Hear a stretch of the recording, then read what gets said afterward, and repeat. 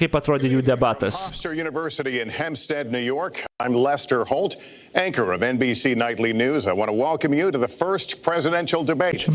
The participants tonight are Donald Trump and Hillary Clinton. This debate is sponsored by the Commission on Presidential Debates, a nonpartisan, nonprofit organization. The commission drafted tonight's format, and the rules have been agreed to by the campaigns. The 90-minute debate is divided into 6 segments, each 50 minutes long. We'll explore 3 topic areas tonight: achieving prosperity, America's direction, and securing America. At the start of each segment, I will ask the same lead-off question to both candidates, and they will each have up to 2 minutes to respond. From that point until the end of the segment, we'll have an open discussion. The questions are mine and have not been shared with the commission or the campaigns. The audience here in the room has Klausimais nebuvo pasidalinta, okay. Focus on what the candidates are saying. I will invite you to applaud, however, at this moment as we welcome the candidates. Democratic nominee for President of the United States, Hillary Clinton, and Republican nominee for President of the United States, Donald J. Trump. Oh, man. Dieve, kokia jinai unlikable.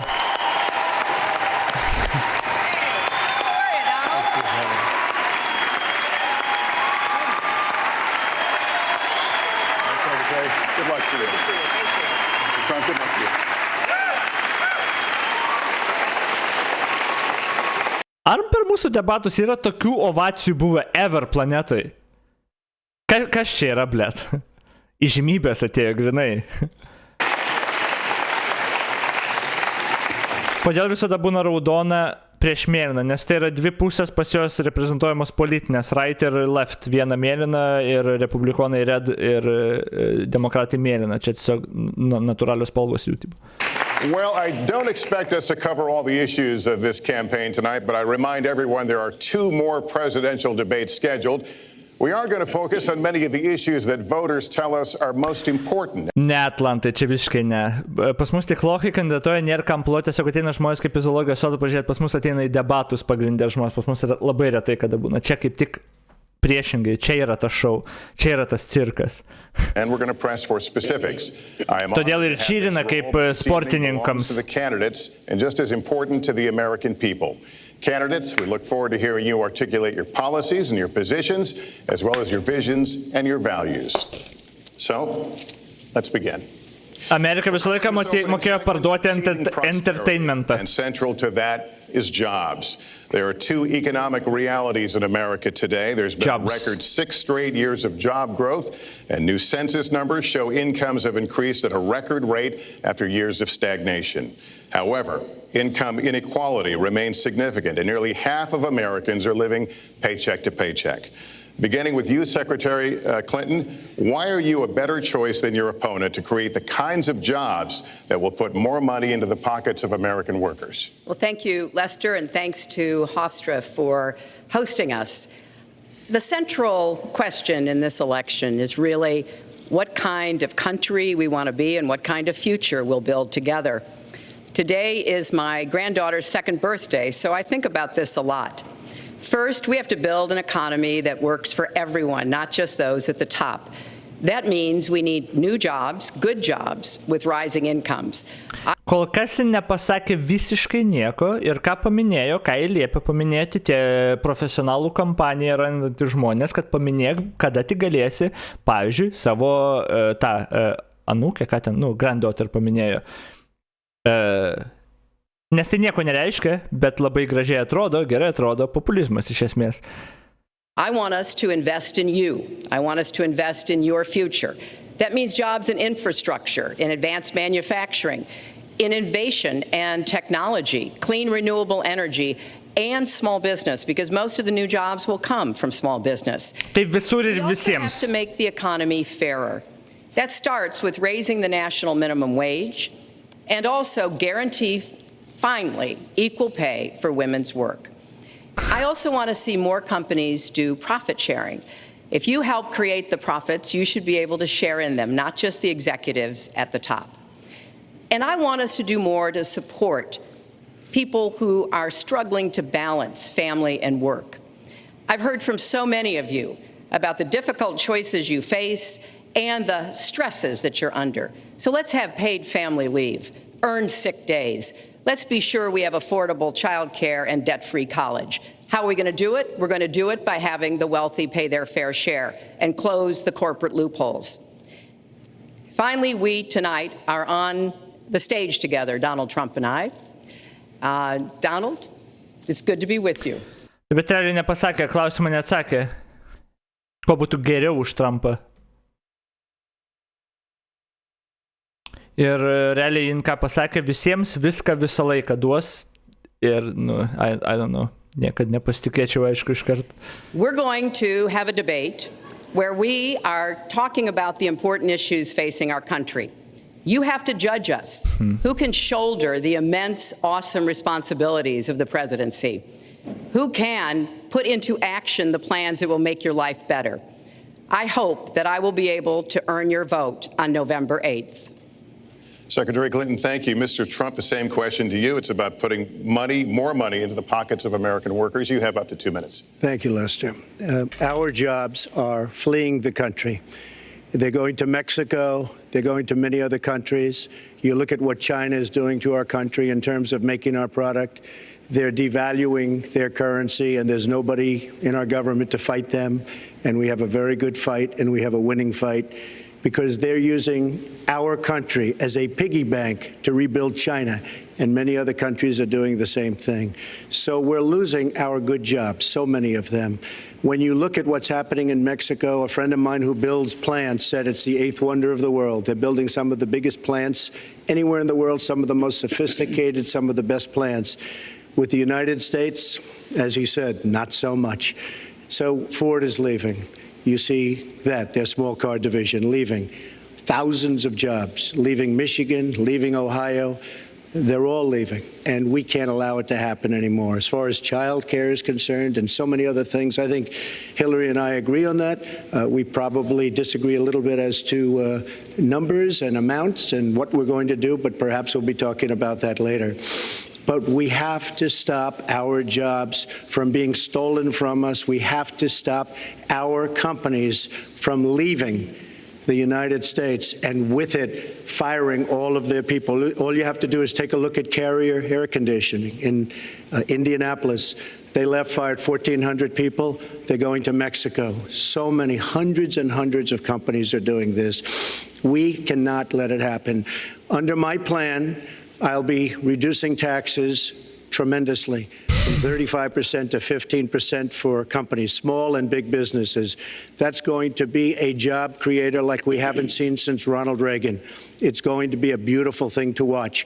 Companies will come, they will build, they will expand, new companies will start. And I look Trumpas tikrai moka parduoti savo istoriją. Negotiate our trade deals, and we have to stop these countries from stealing our companies and our jobs. Net increase no mokesčius. Well, I think that trade is an mokesčius. important issue. Of course, we are 5% of the world's population. We have to trade with the other 95%. And we need to have smart, fair trade deals. We also, though, need to have a tax system that rewards work and not just financial transactions.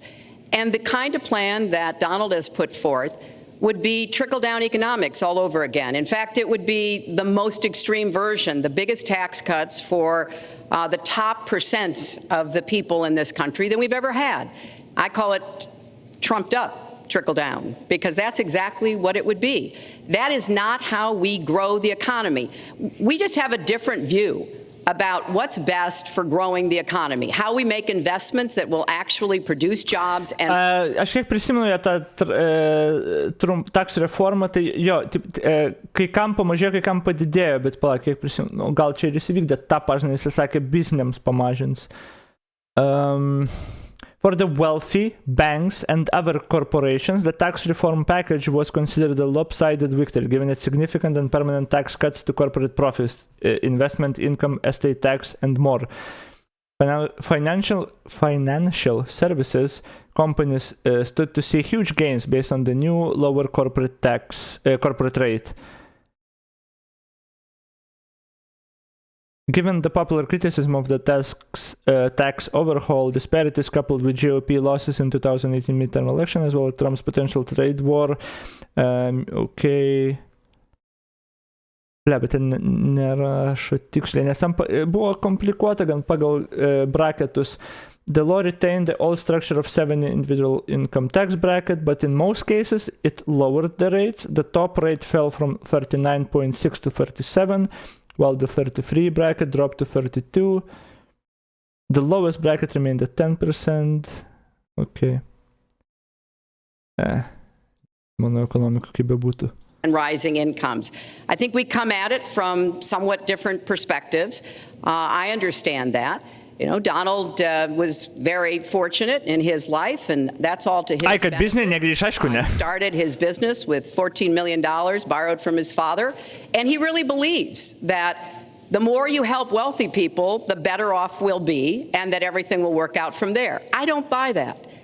I have a different experience. My father was a small businessman. He worked really hard. He printed drapery fabrics on long tables where he pulled out those fabrics and he went down with a silk screen and dumped the paint in and took the squeegee and kept going. So what I believe is the more we can do for the middle class, the more we can invest in you, your education, your skills, your future, the better we will be off and the better we'll grow. That's the kind of economy I want us to see again. Let me follow up with Mr. Trump if I can. You've talked about creating 25 million jobs, and you've promised to bring back millions of jobs for Americans. How are we going to bring back the industries that have left? Čia vėl tas pasakojimas apie jos tą tėvą, ar ką tenas, kaip jisai ten dirbo mažam biznį ir taip detaliai papasakoja.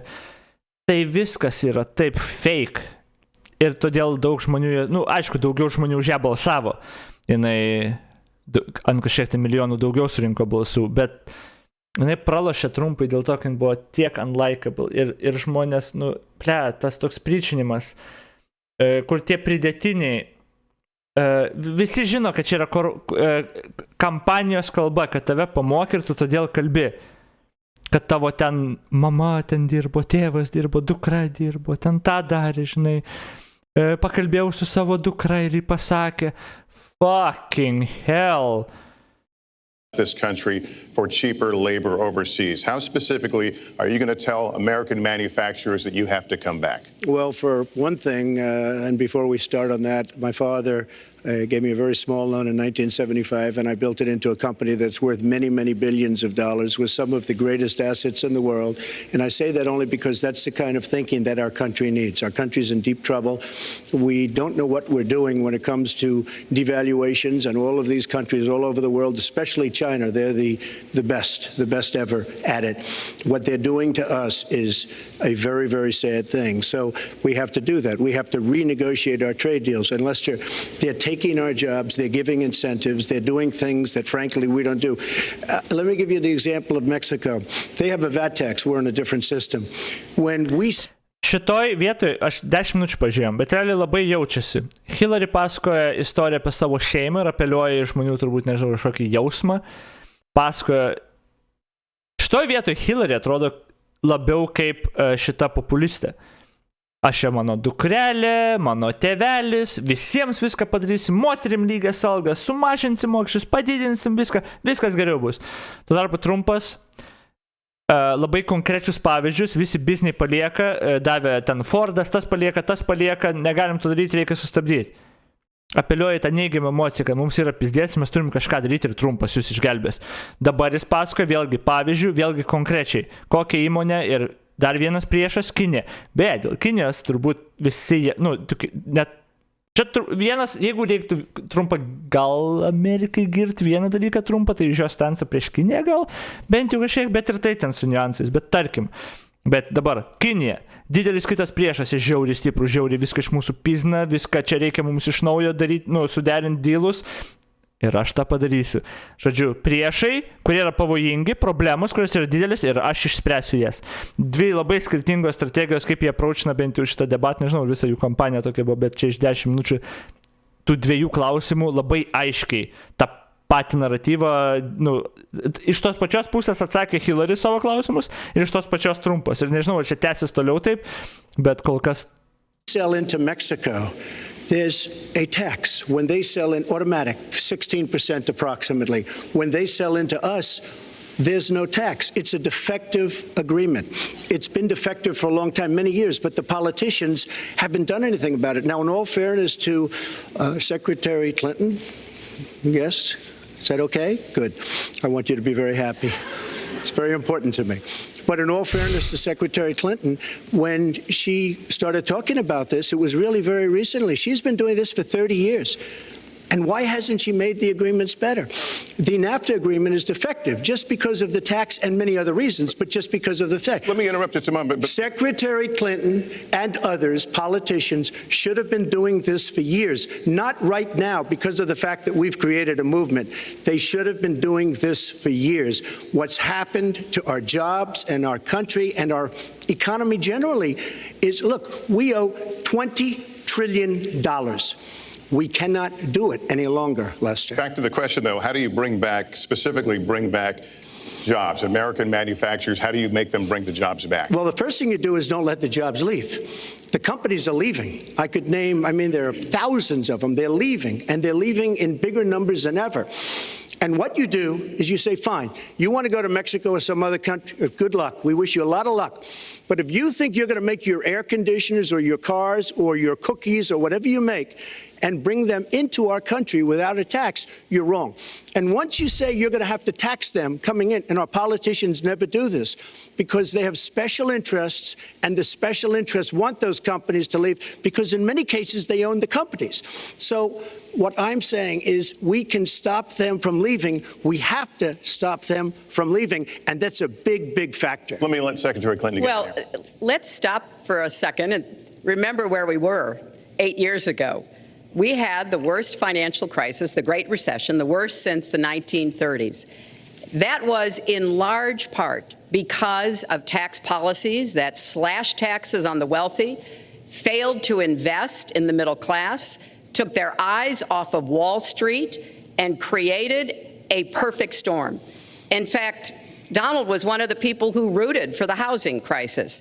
He said back in 2006, gee, I hope it does collapse because then I can go in and buy some and make some money. Well, it did collapse. That's called business, by the way. 9 million people lost their jobs, 5 million people lost their homes, and $13 trillion in family wealth was wiped out. Now, we have come back from that abyss, and it has not been easy. So we're now on the precipice of having a potentially much better economy. But the last thing we need to do is to go back to the policies that failed us in the first place. Independent experts have looked at what I've proposed and looked at what Donald's proposed. Man patinka šitas dual camera view, net kai atsakinėja vienas, tiesiog abi kameras visą laiką. Man tas actually patinka, mums reiktų tokį padaryti.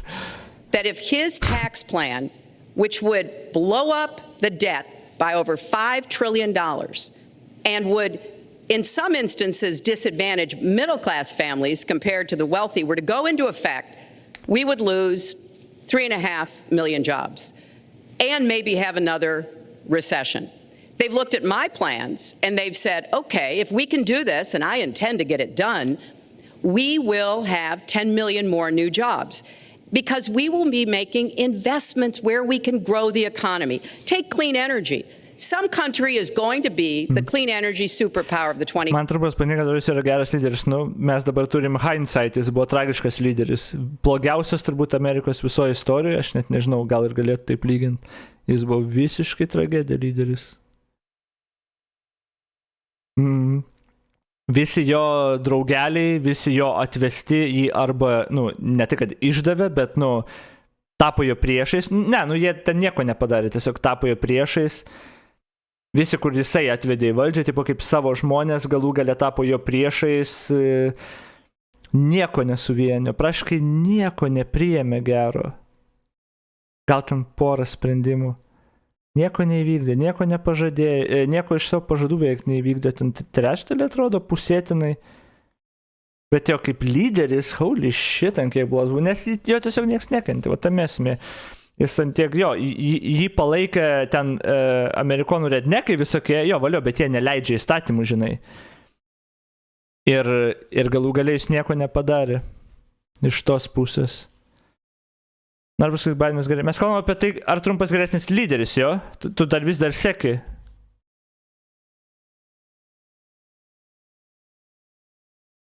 Nes tavo autizmas, noriu pasakyti, Bidenas geriau. Ar geresnis lyderis, tu klausi? Nes mes kalbam, kas lyderis. Dabar, kad Trumpas ar geras ar blogas lyderis buvo. Jesus. Jo, tas mikroreakcijų gaudimas žavus. True. Labai įdomu šiaip žiūrėti abudu, kaip reaguoja, kai kitas kalba ir panašiai. Paksas buvo geriausias prezidentas, nes karo nesukėlė grinai. Amerikos apsaugos ministerija apie biudžetą daugiau nei 2 sumažino.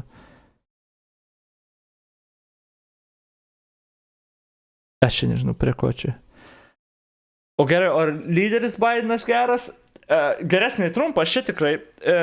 Jau vien infrastruktūros tą įstatymą paleido, kuris reikalavo gan nemažai susivienimų iš abiejų pusių.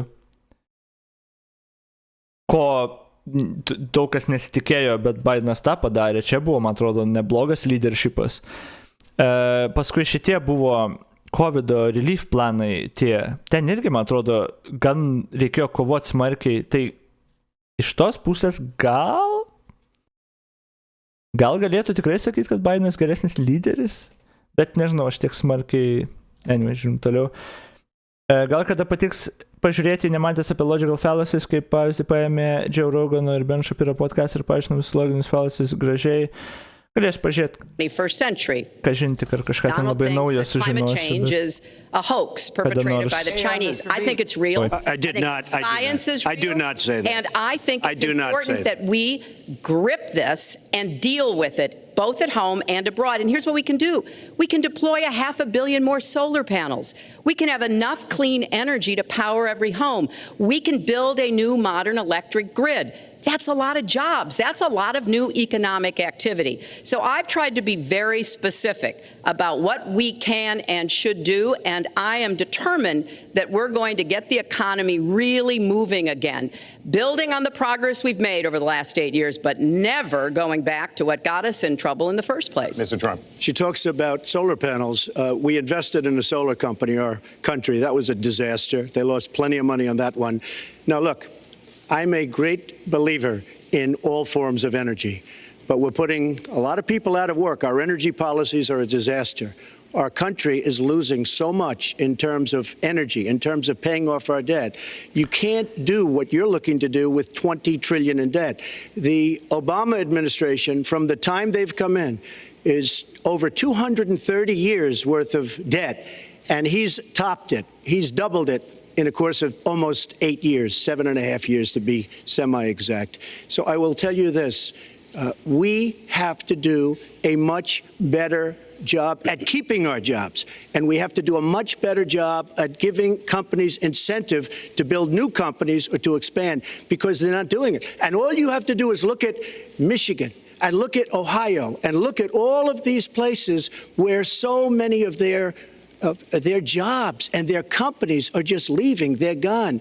And Hillary, I just ask you this, you've been doing this for 30 years. Why are you just thinking about these solutions right now? For 30 years you've been doing it, and now you're just starting to think of solutions. Well, actually, I will bring back jobs. You can't bring back jobs. Well, actually, I have thought about this quite a bit. Yeah, for 30 years. I have, well, not quite that long. I think my husband did a pretty good job in the 1990s. I think a lot about what worked and how we can make it work again. Well, he approved 3 million NAFTA. New jobs, He approved a balanced NAFTA, budget, which is the single worst trade deal ever approved in this country. Incomes went up for everybody. Manufacturing jobs went up also in the 1990s, if we're actually going to look at the facts. Aš nežinau, kodėl jinai man tokia unlikable. Ar dėl to, kai jinai visą laiką šypsos ir tai yra actually fake šypsena? Aš nesuprantu, tai yra antiek nenatūraliai. Mane triggerina žmonės, kurie visą laiką šypsos, net kai neturėtų šypsotis. Vaidina, tipo, kad laimingi yra. Man jie apsimetėliai. Fucking hell. Čia nėra USA dalykas. Čia yra labiau toks politinių žaidimų dalykas. I don't know. Tipo, kai tu piktas, kai tave įžeidinėja, ar kažką tu neprivalai šypsotis. Jeigu tau kažkas blogai atsitiko gyvenime, tu neprivalai vaidinti, kad viskas gerai ir panašiai. Tai labiau užpisa turbūt žmonės negu bet kas kitkas. Oh my god, antiek unlikable yra. I was in the Senate. I had a number of trade deals that came before me. And I held them all to the same test. Will they create jobs in America? Will they raise incomes in America? And are they good for our national security?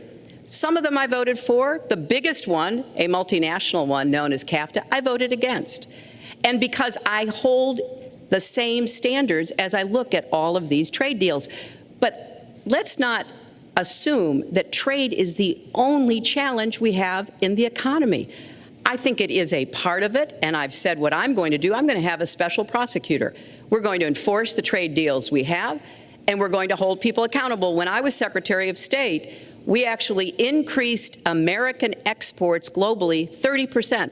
We increased them to China 50%. So I know how to really work to get new jobs and to get exports that help to create more new jobs. Well, you haven't done it in 30 years or 26 years. Well, any number you I've want been to a senator, You Donald, haven't done it. And you haven't I done have it. been a And Secretary of State, and I have Your done husband signed a lot. NAFTA, which was one of the worst things that ever happened Well, to the that's your manufacturing opinion. industry. That is your You go opinion. to New England, you go to Ohio, Pennsylvania, you go anywhere you want, Secretary Clinton, and you will see devastation where manufacturing is down 30, 40, sometimes 50%. NAFTA is the worst trade deal maybe ever signed anywhere, but certainly ever signed in this country. And now you want to approve Trans-Pacific Partnership. You were totally in favor of it. Then you heard what I was saying, how bad it is, and you said, I can't win that debate. But you know that if you did win, you would approve that, and that will be almost as bad as NAFTA. Nothing will ever top NAFTA. That is just...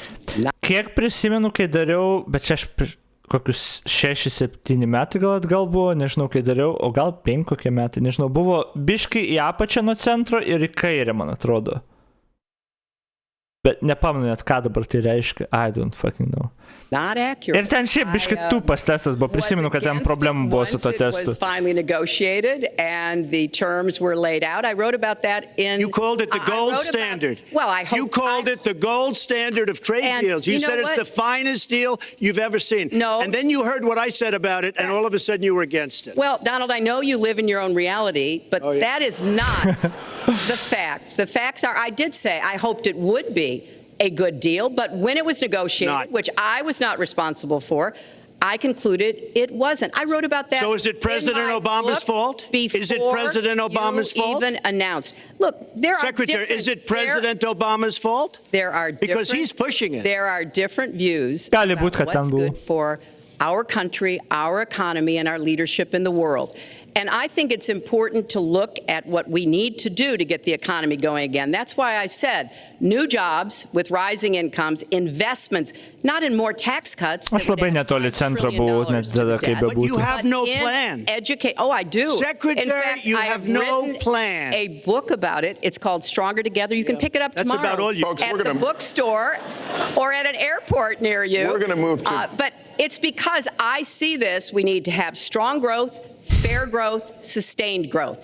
We also have to look at how we help families balance the responsibilities at home and the responsibilities at business. So we have a very robust set of plans, and people who have looked at both of our plans have concluded that mine would create 10 million jobs and yours would lose us 3.5 million jobs and explode You are the going debt, to approve one of the which would biggest tax have cuts a in recession. history. You are going to approve one of the biggest tax increases in history.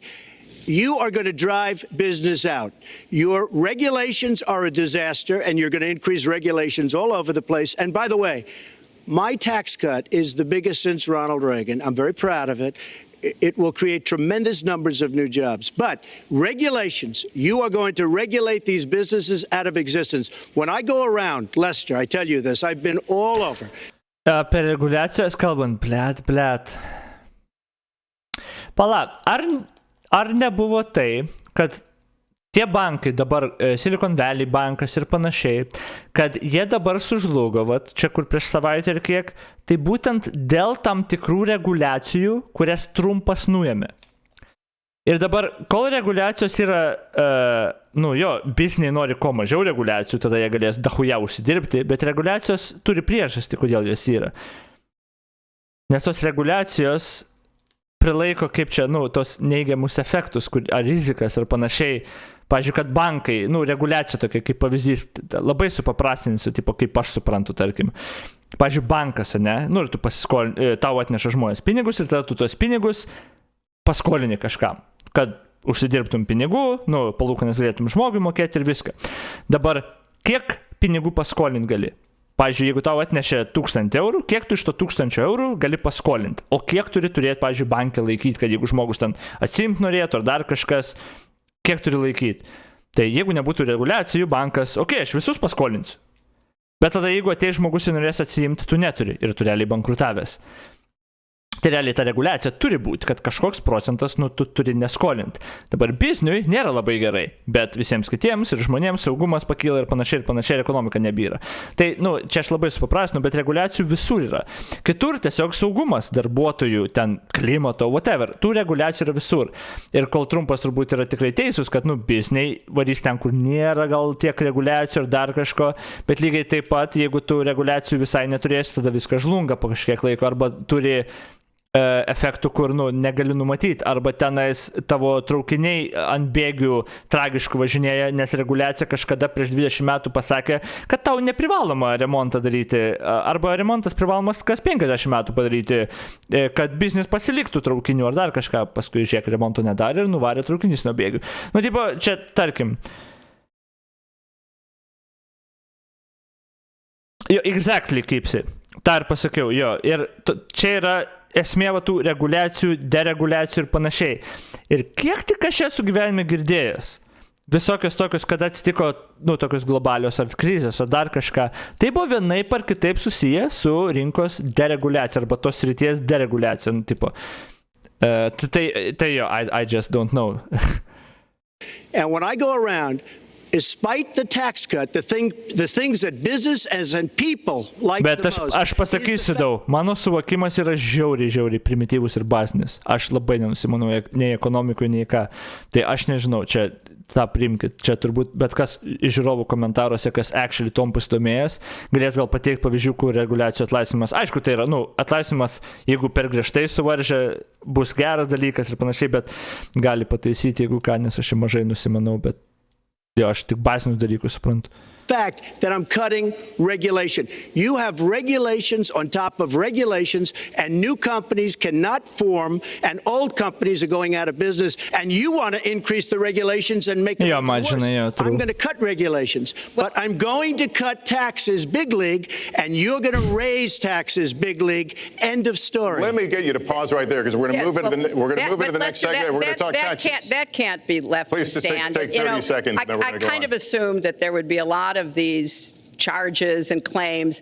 And so we have taken the homepage of my website, HillaryClinton.com, and we've turned it into a fact checker. So if you want to see in real time what the facts are, please go and take a look. Because take a look at mine also, and you'll see. Add a penny to the debt.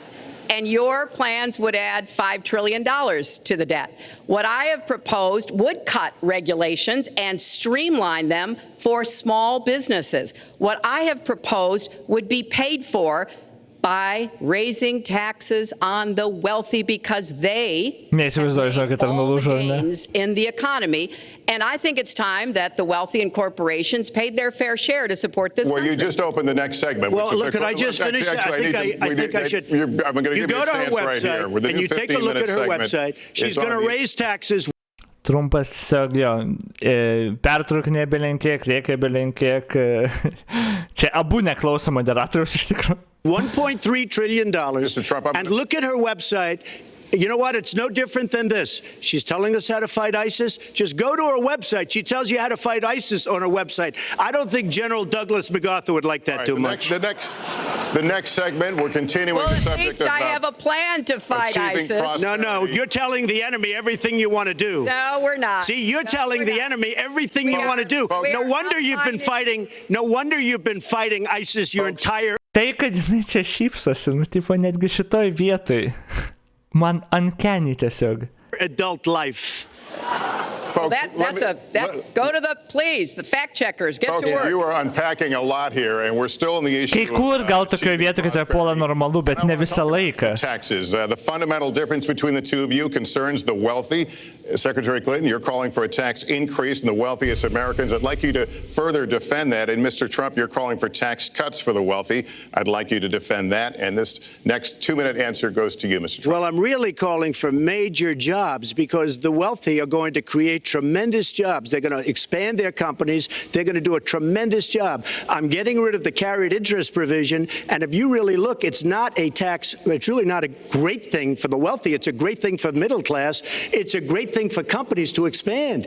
And when these people are going to put billions and billions of dollars into companies, and when they're going to bring $2.5 trillion back from overseas, where they can't bring the money back because politicians like Secretary Clinton won't allow them to bring the money back because the taxes are so onerous and the bureaucratic red tape. So what is so bad? So what they're doing is they're leaving our country, and they're, believe it or not, leaving because taxes are too high and because some of them have lots of money outside of our country, and instead of bringing it back and putting the money to work because they can't work out a deal to, and everybody agrees it should be brought back, instead of that, they're leaving our country to get their money because they can't bring their money back into our country because of bureaucratic red tape, because they can't get together, because we have a president that can't sit them around a table and get them to approve something. And here's the thing. Republicans and Democrats agree that this should be done. $2.5 trillion. I happen to think it's double that. It's probably $5 trillion that we can't bring into our country, Lester. And with a little leadership, you'd get it in here very quickly, and it could be put to use on the inner cities and lots of other things, and it would be beautiful. But we have no leadership. And honestly, that starts with Secretary Clinton. All right, you have 2 minutes on the same question to Dar, žinai, turbūt kaip retoriškai, ne retoriškai, kaip optiškai atrodo, kur, žinai, Trumpas ten sako, nu čia viskas blogai, yra didelės problemos mūsų visai šaliai, o Hillary juokės, tipo, šypsosi, irgi taip. Tam tikrose vietose, pavyzdžiui, šitoj, tai jo, tipo, Trumpas yra gan juokingas žmogus, tipo, ir antiek kartais absurdiškas, kad tu tiesiog tik žvengti ir gali, bet... Per daug biški, man atrodo, šypsos. Tax increases on the wealthiest Americans, Secretary Clinton. I have a feeling that by the end of this evening, I'm going to be blamed for everything that's ever happened. Why not? Why not? Yeah, why not? Just join the debate by saying more crazy things. Now, let me say, there's nothing crazy about not letting our companies bring their money back into their country. This is Secretary Clinton's 2 minutes, please. Yeah, well, let's start the clock again, Lester. We've looked at your tax proposals. I don't see changes in the corporate tax rates or the kinds of proposals you're referring to that would cause the repatriation, bringing back of money that's stranded overseas. I happen to support that. I happen to support that in a way that will actually work to our benefit. But when I look at what you have proposed, you have what is called now the Trump loophole, because it would so advantage you and the business you do. You've proposed an approach that has a $4 billion tax benefit for your family. And when you look at what you are proposing, it is, as I said, trickle down did not work. It got us into the mess we were in 2008 and 9. Slashing taxes on the wealthy hasn't worked, and a lot of really smart, wealthy people know that. And they are saying, hey, we need to do more to make the contributions we should be making to rebuild the middle class. I don't think top-down works in America. I think building the middle class, investing in the middle class, making college debt-free so more young people can get their education, helping people refinance their debt from college at a lower rate. Those are the kinds of things that will really boost the economy. Broad-based, inclusive growth is what we need in America, not more advantages for people at the very top. Mr. Trump, typical politician, all talk, no action, sounds good, doesn't work, never going to happen. Our country is suffering because people like Secretary Clinton have made such bad decisions in terms of our jobs. Ir ką middle class padarys, ogi prisipirks kripto, išleis narkotikams ir alkoholiui arba McDonald's. Nu, ekonomika augins bent jau leisdami narkotikams, alkoholiui arba McDonald's gerai, taigi leidžia pinigus. And in terms of what's going on. Now, look, we have the worst revival of an economy since the Great Depression. And believe me, we're in a bubble right now. And the only thing that looks good is the stock market. But if you raise interest rates even a little bit, that's going to come crashing down. We are in a big, fat, ugly bubble. And we better be awfully careful. And we have a Fed that's doing political things. This Janet Yellen of the Fed. The Fed is doing political by keeping the interest rates at this level. And believe me, the day Obama goes off and he leaves and he goes out to the golf course for the rest of his life to play golf, when they raise interest rates, you're going to see some very bad things happen because the Fed is not doing their job. The Fed is being more political than Secretary Clinton. Mr. Trump, we're talking about the burden that Americans have to pay, yet you have not released your tax returns. And the reason nominees have released their returns for decades is that voters will know if their potential president owes money to, who he owes it to, and any business conflicts. Don't Americans have a right to know if there are any conflicts of interest? I don't mind releasing. I'm under a routine audit, and it'll be...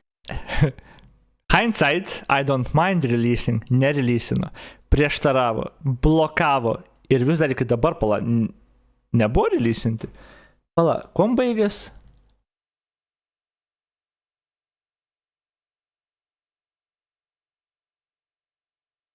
Kažkada lygtais buvo kažkaip releasinti. Galvoju, aš nepamenu, jau nesakiau.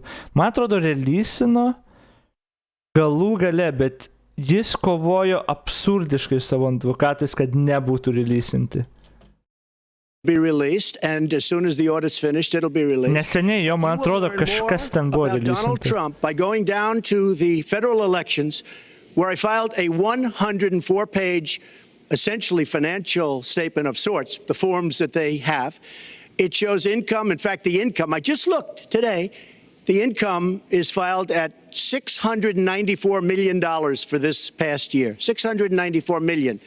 If you would have told me I was going to make that 15 or 20 years ago, I would have been very surprised. But that's the kind of thinking that our country needs. When we have a country that's doing so badly, that's being ripped off by every single country in the world, it's the kind of thinking... Čia dabar vėlgi, su hindsightu žiūrint, aš tipo income sumokėjau, tipo trumpas, kiek ten, keli šimtai milijonų, 600 milijonų ir tokio mąstymo mums reikia valstybei. Tai yra, kad trumpas susidirbtų. That our country needs, because everybody, Lester, we have a trade deficit with all of the countries that we do business with of almost $800 billion a year. You know what that is? That means who's negotiating these trade deals? We have people that are political hacks negotiating our trade deals. The IRS has an audit of your taxes. You're perfectly free to release your taxes during an audit. And so the question, does the public's right to know outweigh your personal... Well, I told you, I will release them as soon as the audit. Look, I've been under audit almost for 15 years. I know a lot of wealthy people that have never been audited. I said, do you get audited? I get audited almost every year. And in a way, I should be complaining. I'm not even complaining. I don't mind it. It's almost become a way of life. I get audited by the IRS, but other people don't. I will say this. We have a situation in this country that has to be taken care of. I will release my tax returns against my lawyer's wishes. When she releases her 33,000 emails that have been deleted, as soon as she releases them, I will release my tax returns, and that's against my lawyers. They say, don't do it. I will tell you this. No, in fact, watching shows, reading the papers, almost every lawyer says, you don't release your returns until the audit's complete. When the audit's complete, I'll do it. But I would go against them if she releases her emails. So it's negotiable? It's not negotiable. No, let her release the email. Why did she delete 33,000? Well, I'll let her ask that, but let me just admonish the audience one more time. There was an agreement. We did ask you to be silent, so it would be helpful for us. Secretary Clinton.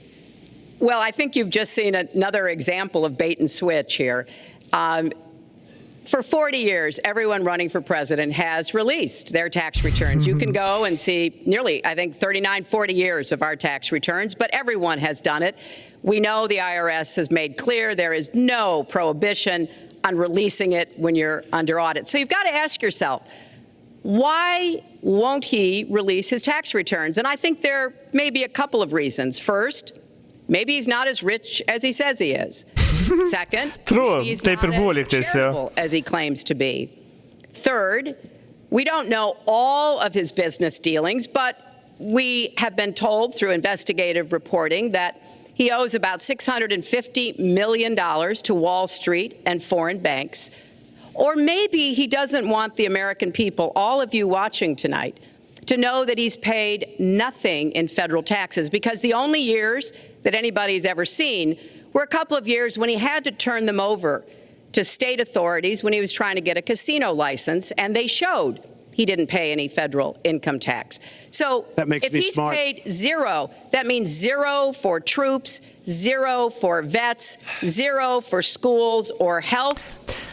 Kol tas tipo yra gerai trumpas, geras pointas sakyti, trumpas visą laiką turėjo atsakymą. Tai mane padaro protingu, žinai, ką aš jau paminėjau iš esmės. Tai aišku, taigi protingas biznesmenas esu. Ir tai aišku, aš nemokėsiu mokesčių. Tipo, žodžiu, visą laiką jis turėjo tą gynybą, kurią, įgės, bomžai, kur ten nieko neturi, galvoja zaibys, jo, zaibys. And I think probably Gera sistema. Žinai, aš vos galą su galu suduriu, žinai, vos uždirbant maisto, bet aš vieną dieną būsiu turtingas ir tada naudosiuos tom pačiom, žinai, loopholes, kaip kad Trumpas naudojas, kad mokesčių nemokėtų. Tikrai taip, pasityčiojimas. Enthusiastic about having the rest of our country see what the real reasons are, because it must be something really important, even terrible, that he's trying to hide. And the financial disclosure statement, they don't give you the tax rate. They don't give you all the details that tax returns would. And it just seems to me that this is something that the American people deserve to see. And I have no reason to believe that he's ever going to release his tax returns, because there's something he's hiding. And we'll guess. We'll keep guessing at what it might be that he's hiding. But I think the question is, were he ever to get near the White House, what would be those conflicts? Who does he owe money to? Well, he owes you the answers to that, and he should provide them. He also raised the issue of your emails. Do you want to respond to that? I do. You know, I made a mistake using a private email. That's for sure. And if I had to do it over again, I would obviously do it differently. But I'm not going to make any excuses. It was a mistake, and I take responsibility for that. Mr. Trump? That was more than a mistake. That was done purposely. Okay, that was not a mistake. That was done purposely.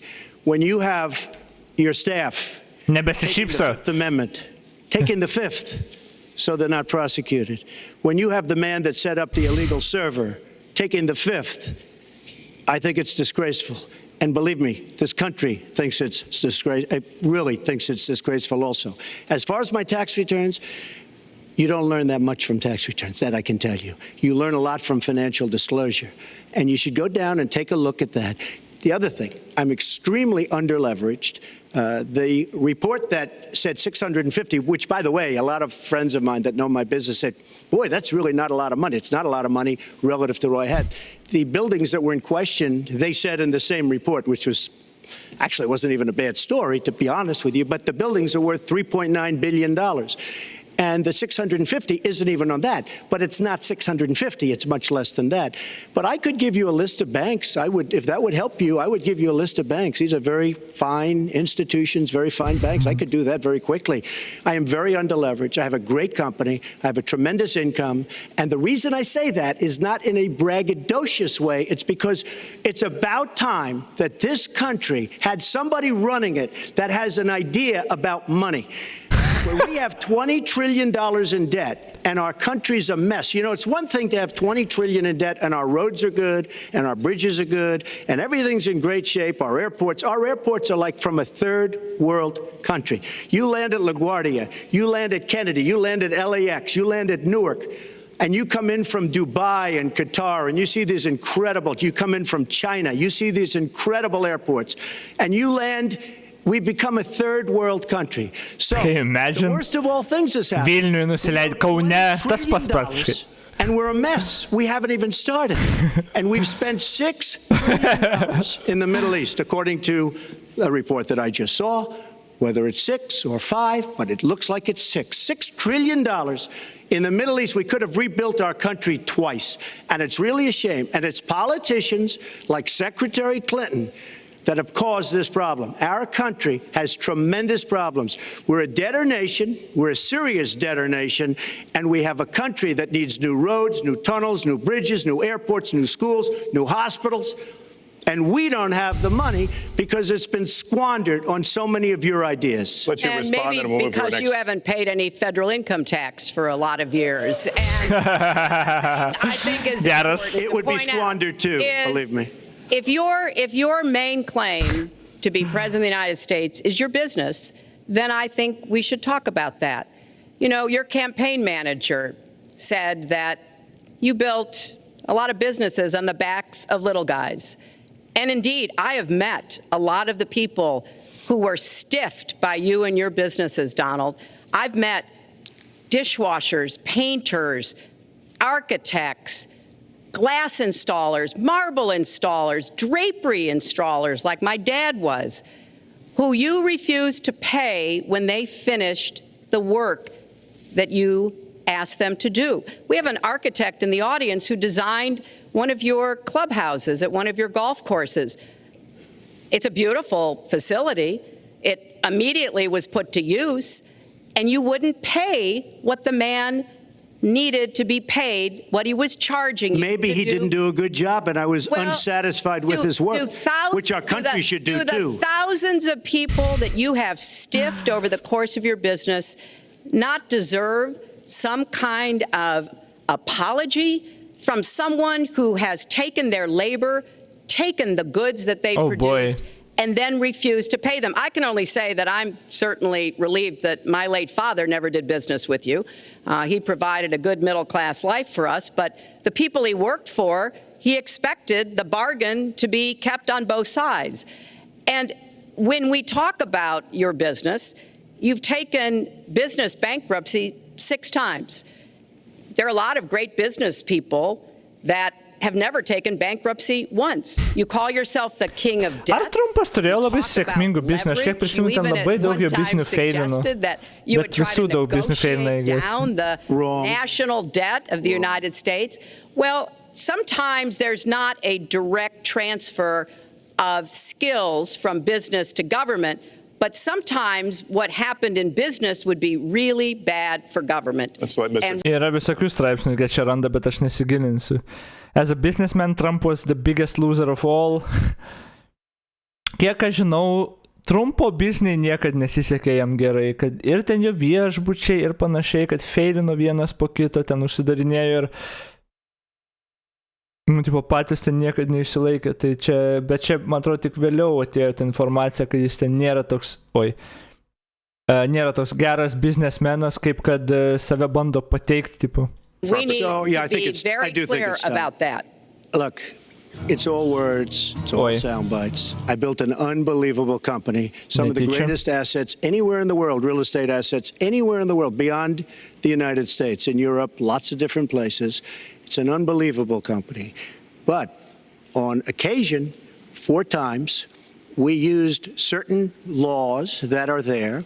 And when Secretary Clinton talks about people that didn't get paid, first of all, they did get paid a lot, but taking advantage of the laws of the nation. Now, if you want to change the laws, you've been there a long time, change the laws. But I take advantage of the laws of the nation because I'm running a company. My obligation right now is to do well for myself, my family, my employees, for my companies. And that's what I do. But what she doesn't say is the tens of thousands of people that are unbelievably happy and that love me. I'll give you an example. We're just opening up on Pennsylvania Avenue, right next to the White House. So if I don't get there one way, I'm going to get to Pennsylvania Avenue another. But we're opening the old post office. under budget, ahead of schedule, saved tremendous money. I'm a year ahead of schedule. And that's what this country should be doing. We build roads and they cost 2 and 3 and 4 times what they're supposed to cost. We buy products for our military and they come in at costs that are so far above what they were supposed to be because we don't have people that know what they're doing. When we look at the budget is bad to a large extent because we have people that have no idea as to what to do and how to buy. The Trump International is way under budget and way ahead of schedule, and we should be able to do that for our country. Well, we're well behind schedule, so I want to move to our next segment. We move into our next segment talking about America's direction. Let's start by talking about race. The share of Americans who say race relations are bad in this country is the highest it's been in decades, much of it amplified by shootings of African Americans by police, as we've seen recently in Charlotte and Tulsa. Race has been a big issue in this campaign, and one of you is going to have to bridge a very wide and bitter gap. So how do you heal the divide? Secretary Clinton, you get 2 minutes on this. Well, you're right. Race remains a significant challenge in our country. Unfortunately, race still determines too much, often determines where people live, determines what kind of education in their public schools they can get, and yes, it determines how they're treated in the criminal justice system. We've just seen those 2 tragic examples in both Tulsa and Charlotte. And we've got to do several things at the same time. We have to restore trust between communities and the police. We have to work to make sure that our police are using the best training, the best techniques, that they're well prepared to use force only when necessary. Everyone should be respected by the law, and everyone should respect the law. Right now, that's not the case in a lot of our neighborhoods. So I have, ever since the first day of my campaign, called for criminal justice reform. I've laid out a platform that I think would begin to remedy some of the problems we have in the criminal justice system. But we also have to recognize, in addition to the challenges that we face with policing, there are so many good, brave police officers who equally want reform. So we have to bring communities together in order to begin working on that as a mutual goal.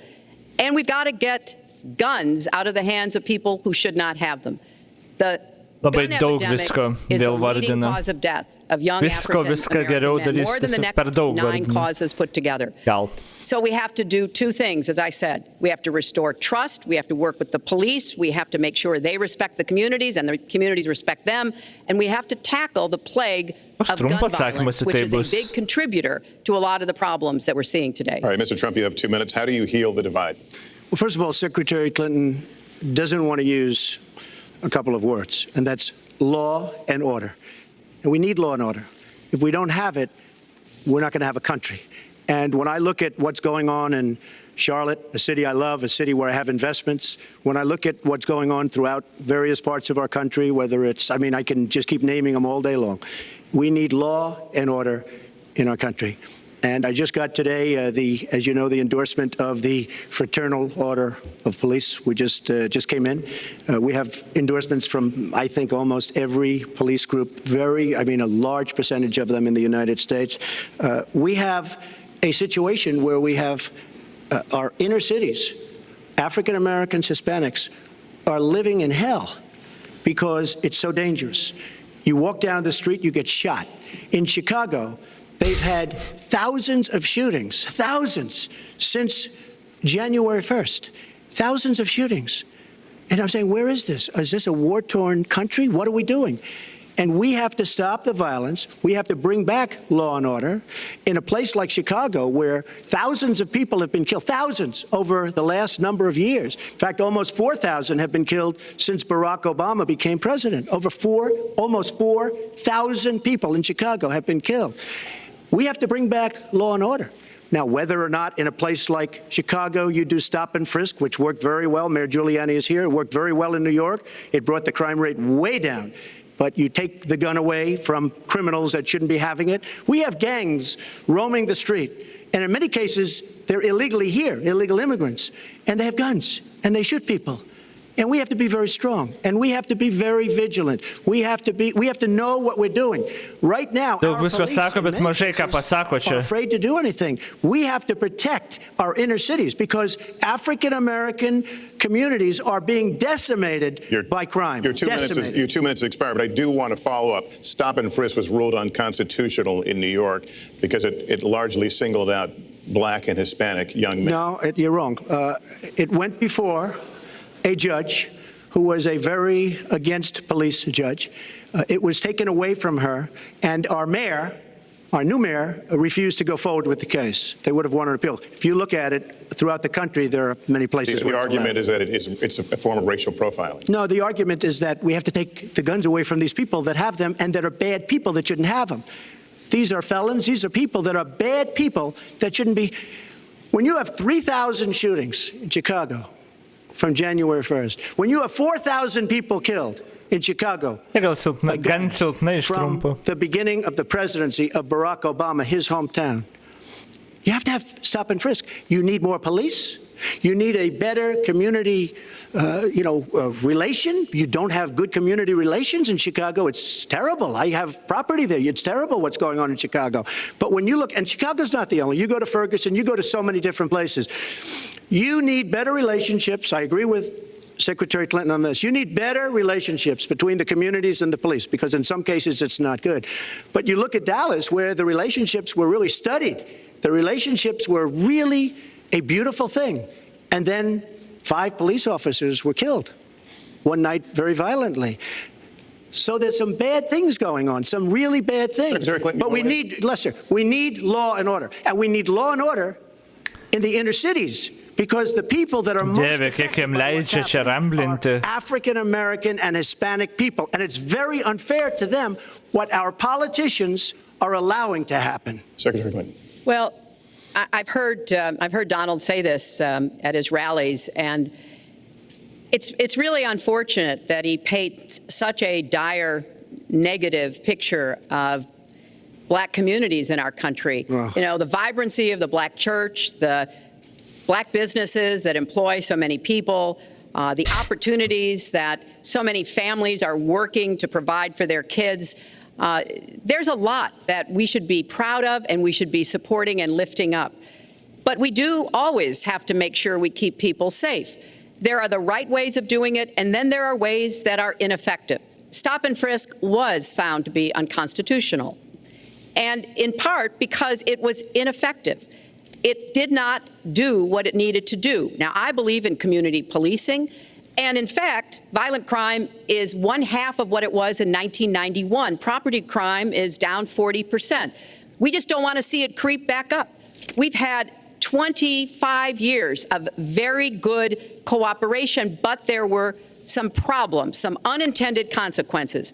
Too many young African American and Latino men ended up in jail for nonviolent offenses, and it's just Čia man įdomu buvo, ir Trumpas ir Hillary pasakė skirtingus dalykus. Trumpas pasakė, tas vedėjas pirmo pasakė, kad tas stop and frisk buvo unconstitutional, tada Trumpas paprieštaravo, sako ne, tada Hillary pasakė, kad buvo unconstitutional.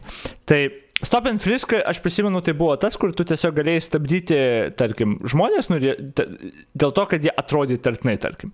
Tau atrodo įtartinai ir tu gali stabdyti, man atrodo, taip ten panašiai buvo. Ir, tau atrodo juodaodis įtartinai ir tu jį stabdai ir tada iš karto žmonės pala sekundėlę. Kodėl jūs tiek juodaodžių stabdo? Čia rasizmas ar kas, taip aš radau factcheck.org svetainį. Was the police technique of stop and frisk unconstitutional?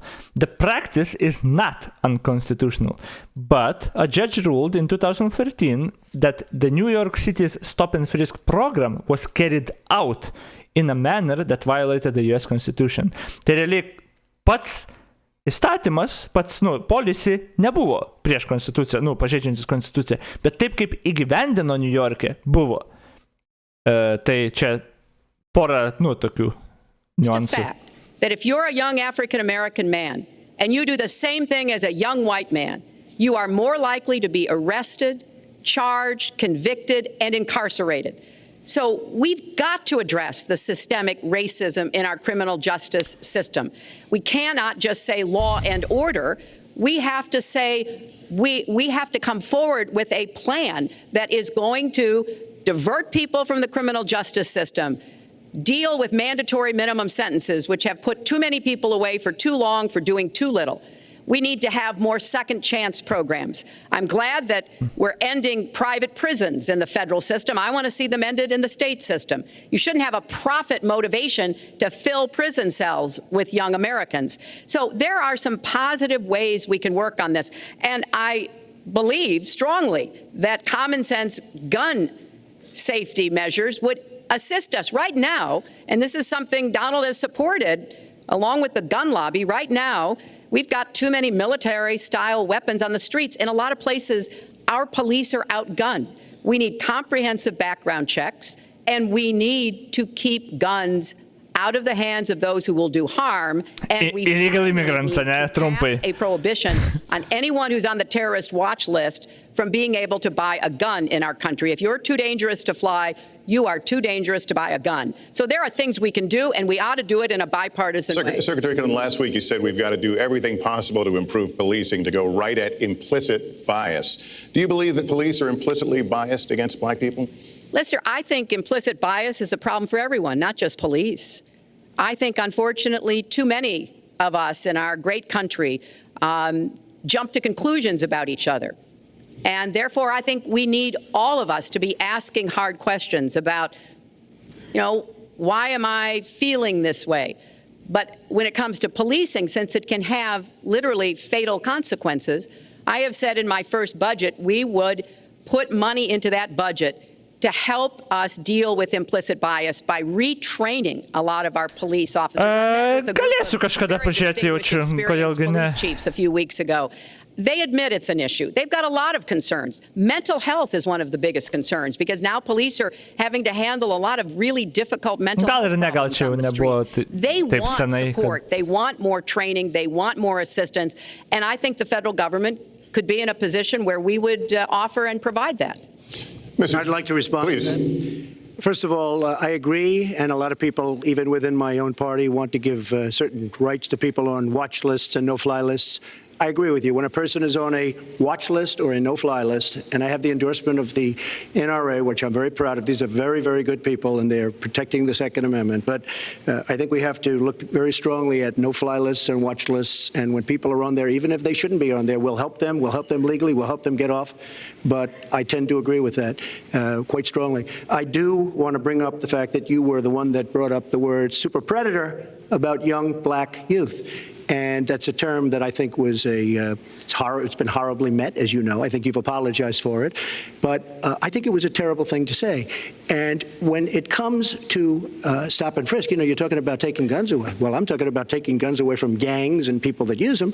And I really don't think you disagree with me on this, if you want to know the truth. I think maybe there's a political reason why you can't say it, but I really don't believe. In New York City, stop and frisk, we had 2,200 murders, and stop and frisk brought it down to 500 murders. 500 murders is a lot of murders.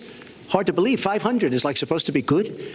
But we went from 2,200 to 500, and it was continued on by Mayor Bloomberg, and it was terminated by our current mayor. But stop and frisk had a tremendous impact on the safety of New York City, tremendous beyond belief. So when you say it has no impact, it really did. It had a very, very big impact. Well, it's also fair to say, if we're going to talk about mayors, that under the current mayor, crime has continued to drop, including murders. So there is... You're wrong. No, I'm not. Murders are up. All right, you check. New York has done an excellent job, and I give credit. I give credit across the board, going back to mayors, to police chiefs, because it has worked, and other communities need to come together to do what will work as well.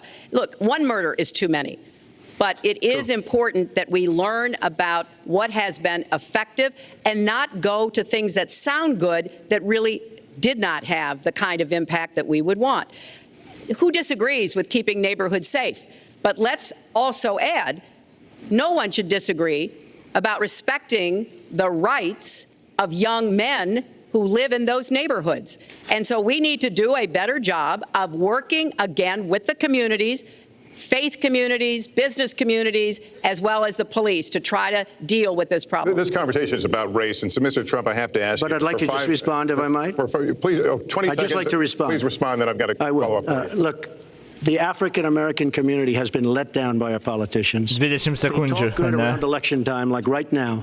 And after the election, they said, see you later, I'll see you in 4 years. The African-American community, look, the community within the inner cities has been so badly treated. They've been abused and used in order to get votes by Democrat politicians, because that's what it is. They've controlled these communities for up to 100 years. Mr. Trump, let me... Well, Unbroken. I And I will tell you, you look at the inner cities, and I just left Detroit, and I... Moderatorius actually useless, ne? You've seen me. I've been Jis all visiškai over the place. useless.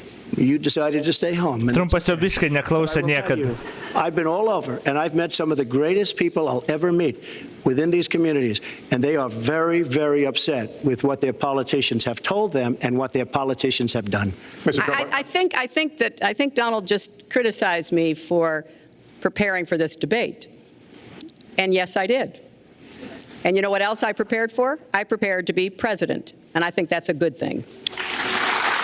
Mr. Trump, for 5 years, you perpetuated a false claim that the nation's first black president was not a natural-born citizen. You questioned his legitimacy. In the last couple of weeks, you acknowledged what most Americans have accepted for years: the president was born in the United States. Can you tell us what took you so long? I'll tell you just very simple to say. Sidney Blumenthal works for the campaign and very close friend of Secretary Clinton. And her campaign manager, Patty Doyle, went to, during the campaign, her campaign against President Obama, fought very hard. And you can go look it up and you can check it out. And if you look at CNN this past week, Patty Solis Doyle was on Wolf Blitzer saying that this happened. Blumenthal sent McClatchy, highly respected reporter at McClatchy, to Kenya to find out about it. They were pressing it very hard. Dėl susidomėjimo tai aš nežinau, jis netoks, gal tipo, čia ir pliusas ir minusas. Jeigu nori padaryti cirką, bet kokybė debatų mažesnė bus, daugiau žiūrės, jo. Daugiau tipo susidomėjimo bus, čia greitai pažiūrėjau ten 16 metais, va, tarp 18-29 metų brakete 43% balsavo, pas mus 3-3, 10% daugiau, ten 60 metų plus 71%, pas mus biškai mažiau, tai realiai biškai daugiau balsuoja, bet vėlgi, kokybė debatų transliacijos, sure. Ir čia normalūs dar debatai. Paskui, kai su Bidenu buvo jau 20 metais visiškas cirkas, tai mes tikrai to norim, tapti, žinai, pasaulio cirku, kad mūsų debatą atrodo kaip cirkas. Aišku, granted, reiktų tam tikrų dalykų pasimokyti tikrai, kad padomint, bet nežinau, čia reikia atsirinkti, kur yra geri dalykai, kur ne, nes tipo, tu gali labai sudominti žmonės, nes žmonės žiūrėjo Jungle Kingą.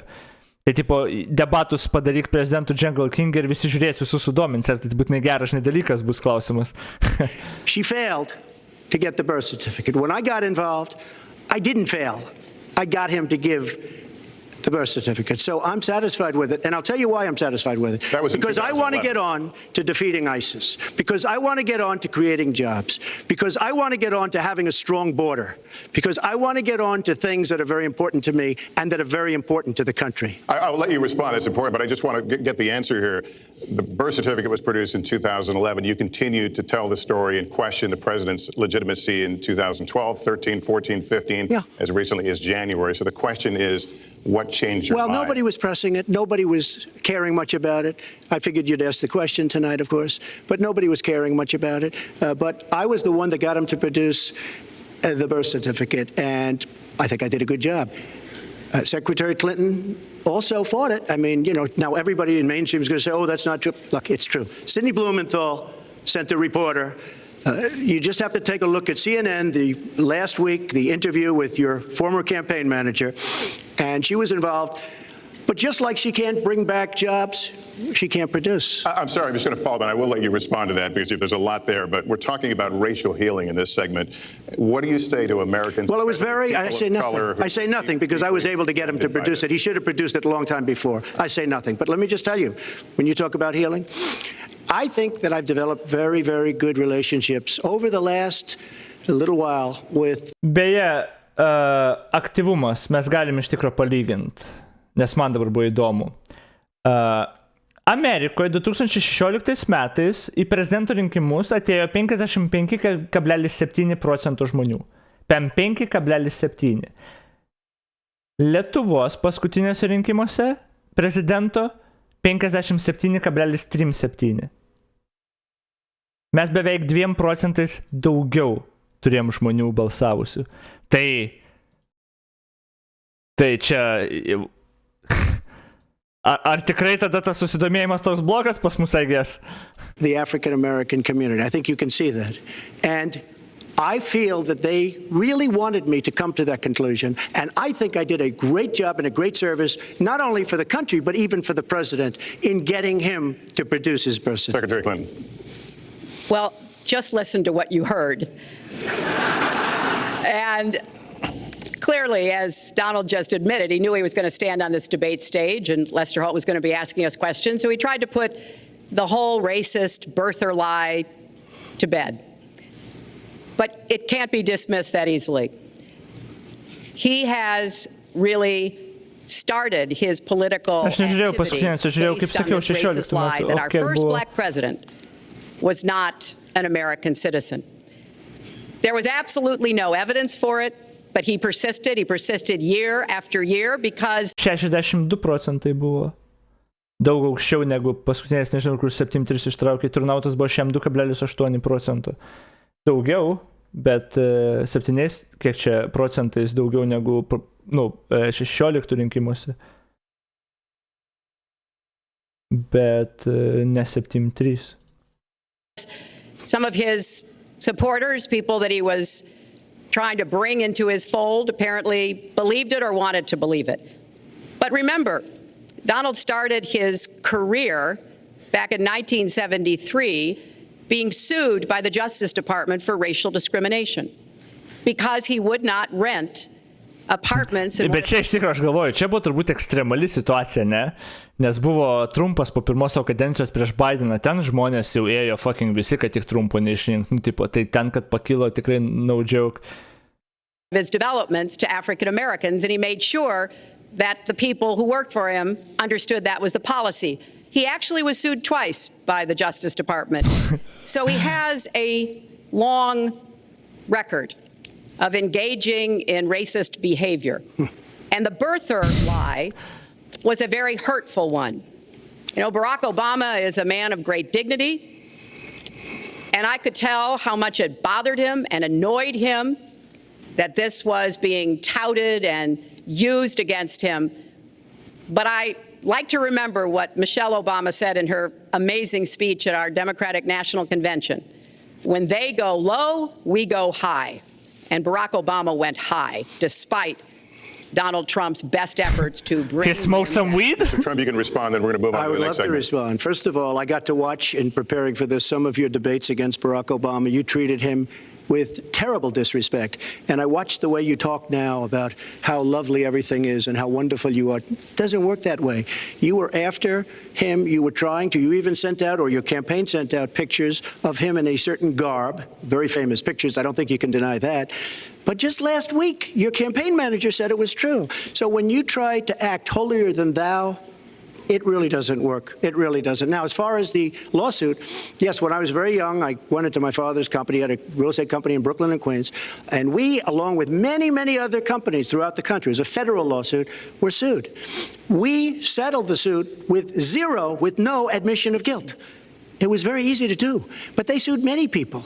I notice you bring that up a lot, and I also noticed the very nasty commercials that you do on me in so many different ways, which I don't do on you.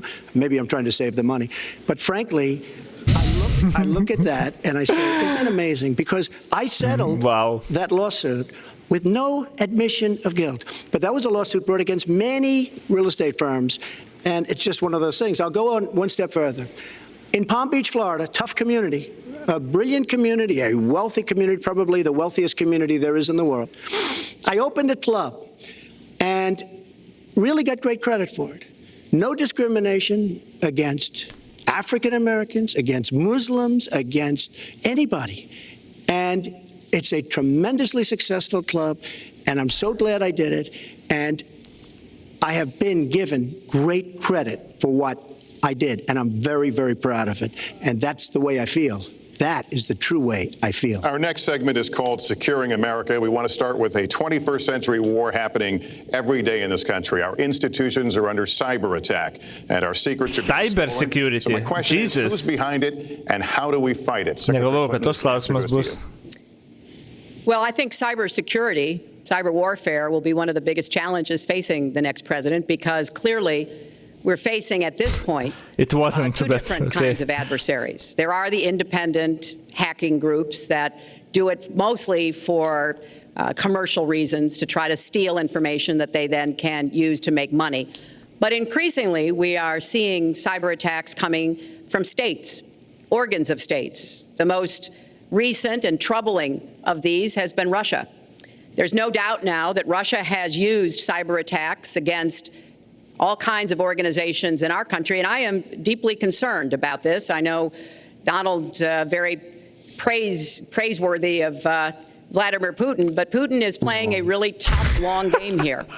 And one of the things he's done is to let loose cyber attackers to hack into government files, to hack into personal files, hack into the Democratic National Committee.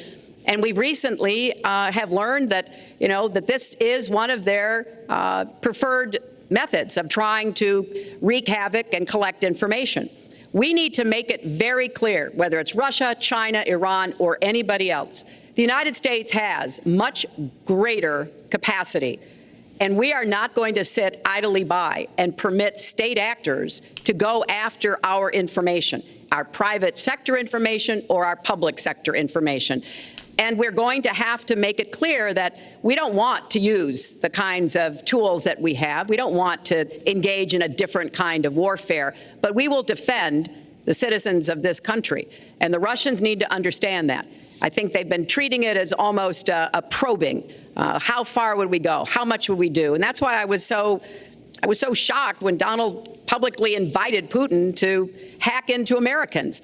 That is just unacceptable. It's one of the reasons why 50 national security officials who served in Republican in administration have said that Donald is unfit to be the commander-in-chief. It's comments like that that really worry people who understand the threats that we face. Mr. Trump, you have 2 minutes in the same question. Who's behind it? How do we fight I do want to say that I was just endorsed, and more are coming next week. It'll be over 200 admirals, many of them are here, admirals and generals endorsed me to lead this country.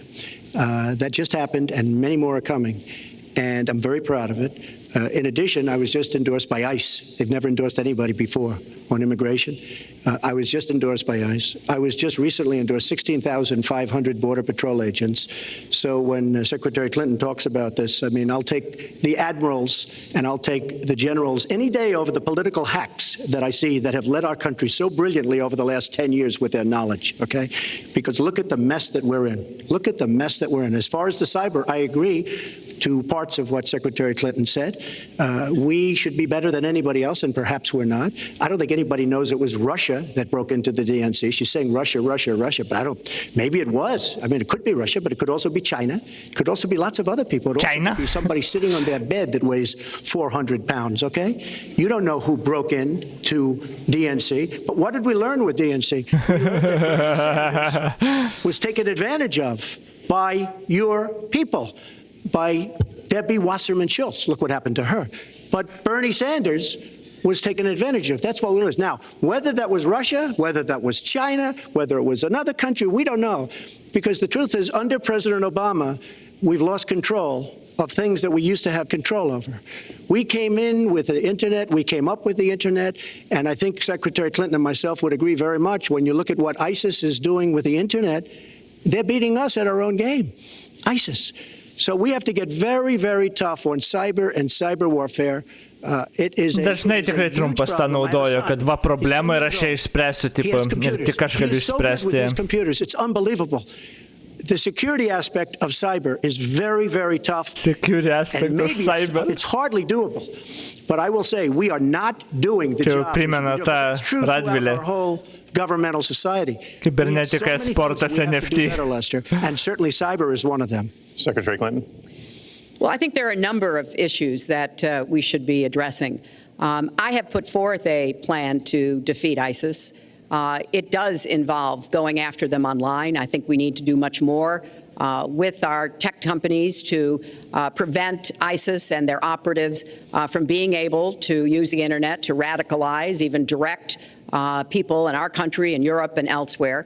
But we also have to intensify our air strikes against ISIS and eventually support our Arab and Kurdish partners to be able to actually take out ISIS in Raqqa and their claim of being a caliphate.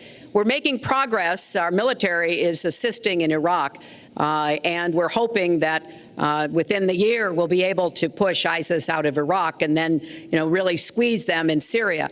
But we have to be cognizant of the fact that they've had foreign fighters coming to volunteer for them, foreign money, foreign weapons. So we have to make this the top priority, and I would also do everything possible to take out their leadership. I was involved in a number of efforts to take out al-Qaeda leadership when I was Secretary of State, including, of course, taking out bin Laden, and I think we need to go after Baghdadi as well, make that one of our organizing principles, because we've got to defeat ISIS, and we've got to do everything we can to disrupt their propaganda efforts online. You mentioned ISIS, and we think of ISIS certainly as over there, but there are American citizens who have been inspired to commit acts of terror on American soil. The latest incident, of course, of bombings we just saw in New York and New Jersey, the knife attack at a mall in Minnesota, and the last year, deadly attacks in San Bernardino and Orlando.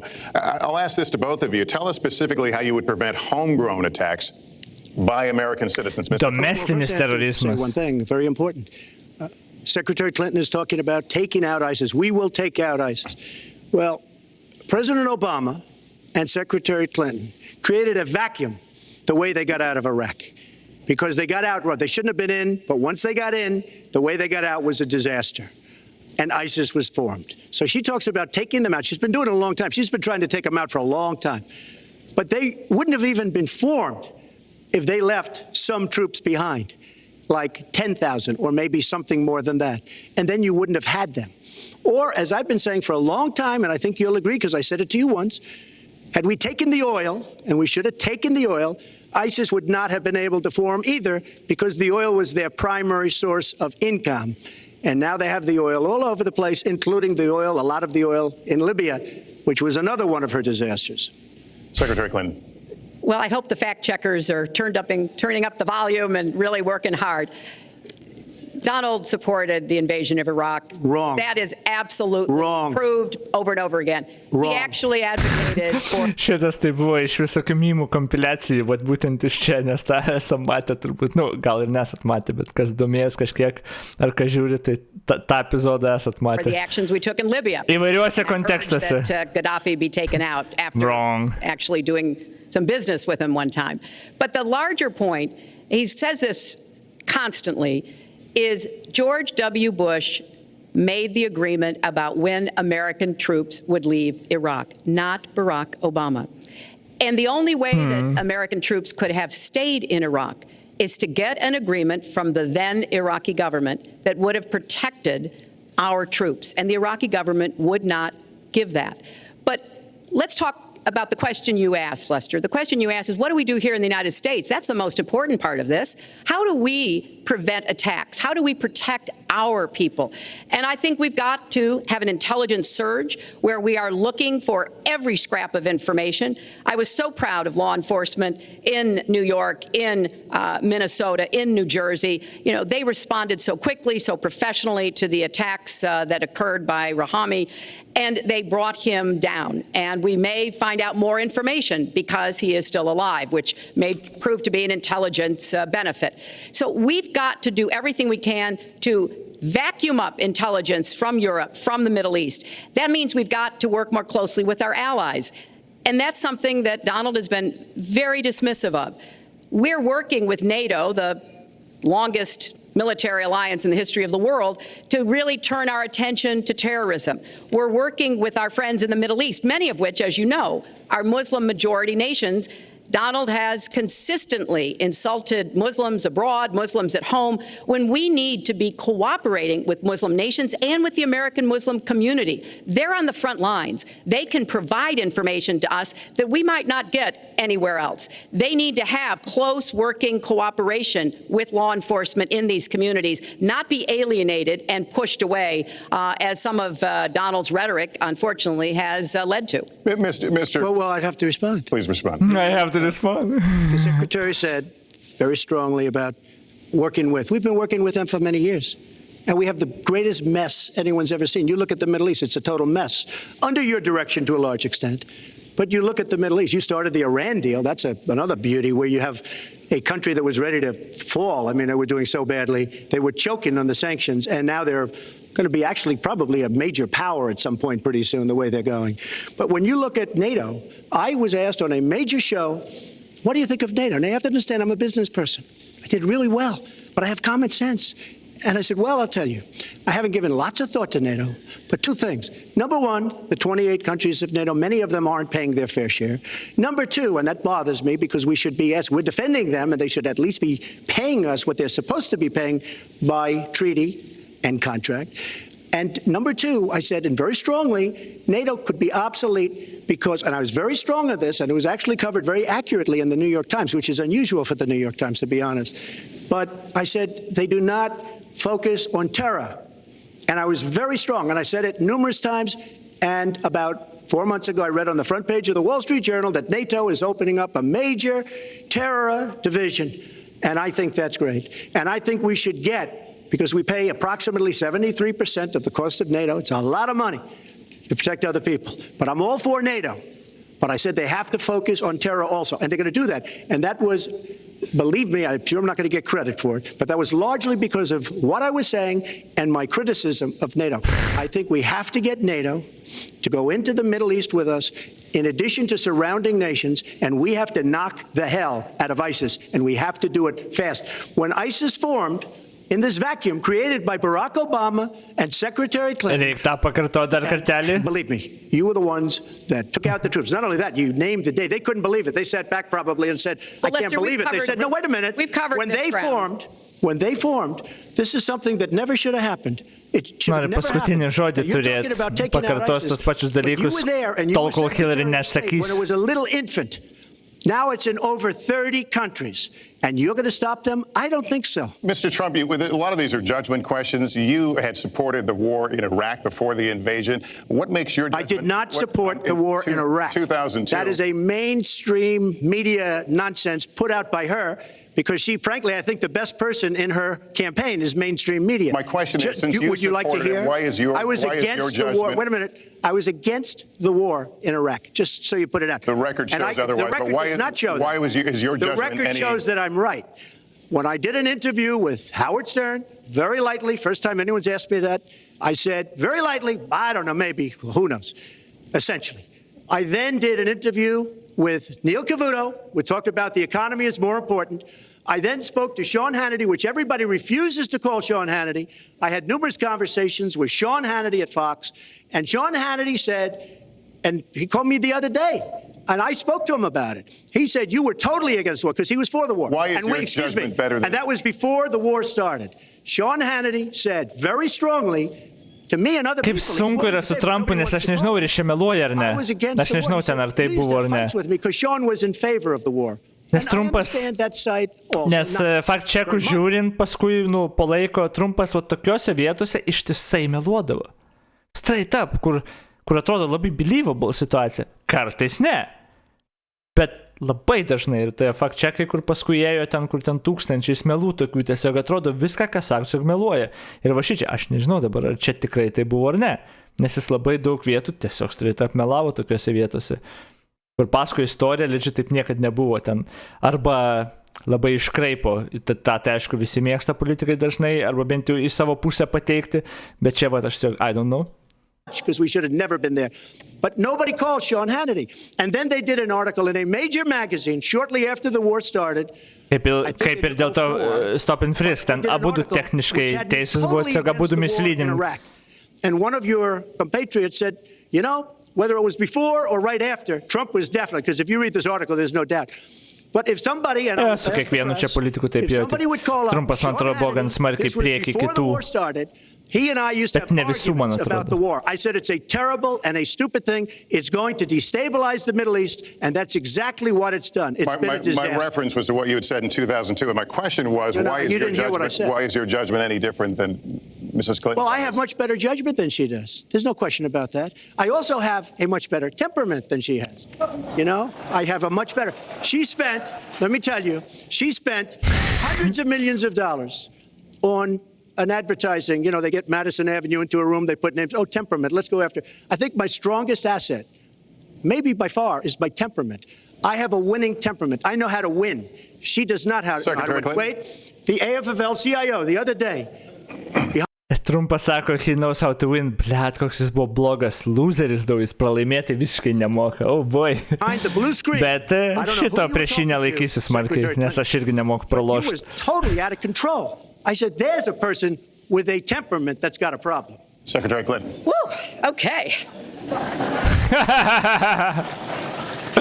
Let's talk about two important issues that were briefly mentioned by Donald. First, NATO. You know, NATO as a military alliance has something called Article 5, and basically it says this: an attack on one is an attack on all. And do you know the only time it's ever been invoked? Daugiau nei pusė net, man atrodo, bet jo, exactly. When the 28 nations of NATO said that they would go to Afghanistan with us to fight terrorism, something that they still are doing by our side. With respect to Iran, when I became Secretary of State, Iran was weeks away from having enough nuclear material to form a bomb. They had mastered the nuclear fuel cycle under the Bush administration. They had built covert facilities. They had stocked them with centrifuges that were whirling away. And we had sanctioned them. I voted for every sanction against Iran when I was in the Senate, but it wasn't enough. So I spent a year and a half putting together a coalition that included Russia and China to impose the toughest sanctions on Iran. And we did drive them to the negotiating table. And my success... Beje, aš prisiminiau, tą Kinčia pasakė, Iranas savaitėm iki kol galės bombą pastatyti. Čia yra Reuters naujiena iš šių metų vasario 28. Iran can make fissile material for a bomb in about 12 days. Successor John Kerry and President Obama got a deal that put a lid on Iran's nuclear program without firing a single shot. That's diplomacy. That's coalition building. That's working with other nations. The other day, I saw Donald saying that there were some Iranian sailors on a ship in the waters off of Iran, and they were taunting American sailors who were on a nearby ship. He said, you know, if they taunted our sailors, I'd blow them out of the water and start another war. That would not good. Dar vienas dalykas. Iran could make enough fissile for one nuclear bomb in about 12 days. A top US Defense Department official said on Tuesday, down from the estimated 1 year it would have taken while the 2015 Iran nuclear deal was in effect. Tai kol buvo nuclear dealas su Iranu, tol Iranui metai būtų, bet dabar reportina, kad per 12 dienų gali. Iran nuclear deal buvo cancelintas 2018 under Trump. Just saying. Judgment. That is not the right temperament to be commander-in-chief, to be taunted. And the worst part of what we've heard Donald say has been about nuclear weapons. He has said repeatedly that he didn't care if other nations got nuclear weapons, Japan, South Korea, even Saudi Arabia. It has been the policy of the United States, Democrats and Republicans, to do everything we could to reduce the proliferation of nuclear weapons. He even said, well, you know, if there were a nuclear war in the East Asia, well, you know, that's fine. You know, have a good time, folks. And in fact, his cavalier attitude about nuclear weapons is so deeply troubling. That is the #1 threat we face in the world, and it becomes particularly threatening if terrorists ever get their hands on any nuclear material. So a man who can be provoked by a tweet should not have his fingers anywhere near the nuclear codes, as far as I think anyone with any sense about this should be concerned. That line's getting a little bit old, I must say. Listen, it's a good one, though. I would like to, well describes the problem. It's not an accurate one at all. It's not an accurate one.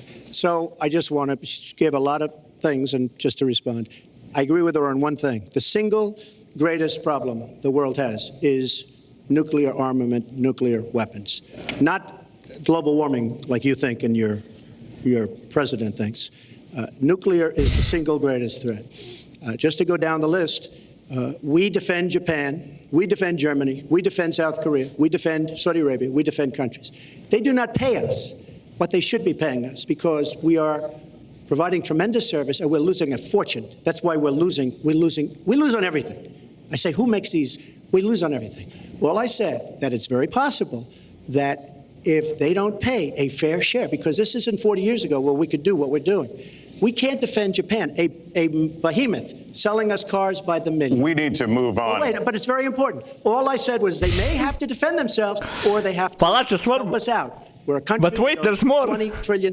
They have to help us out. As far as the nuclear is concerned, I agree. It is the single greatest threat that this country has. Which leads my next question as we enter our last segment here still on the subject of securing America. On nuclear weapons, President Obama reportedly considered changing the nation's longstanding policy on first use. Do you support the current policy? Mr. Trump, you have 2 minutes on that. Well, I have to say that, for what Secretary Clinton was saying about nuclear with Russia, she's very cavalier in the way she talks about various countries. But Russia has been expanding. They have a much newer capability than we do. We have not been updating from the new standpoint. I looked the other night, I was seeing B-52s. They're old enough that your father, your grandfather could be flying them.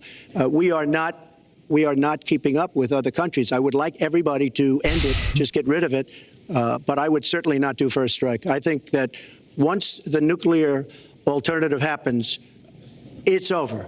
At the same time, we have to be prepared. I can't take anything off the table because you look at some of these countries, you look at North Korea, we're doing nothing there. China should solve that problem for us. China should go into North Korea.